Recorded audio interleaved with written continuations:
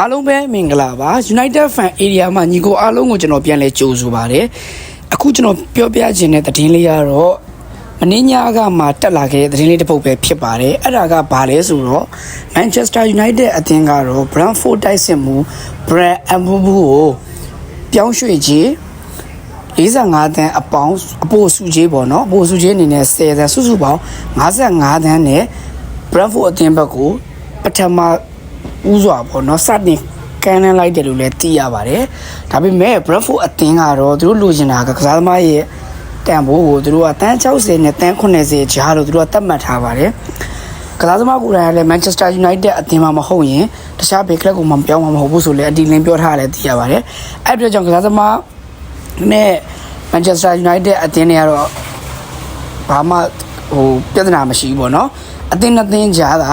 ညှိနှိုင်းပြီးတော့ကစားသမားပြောင်းရွှေ့ပဲကြံပါတော့တယ်ဒီပြောင်းရွှေ့ပေါ်ဘယ်လိုမြင်လဲညီကိုတို့ဒီပြောင်းရွှေ့ရောတကယ်ရောဖြစ်မြောက်လာမှာလားကျွန်တော်ဗီဒီယိုလေးကို like and share ပြုလုပ်ပြီးတော့ YouTube Facebook TikTok မှာ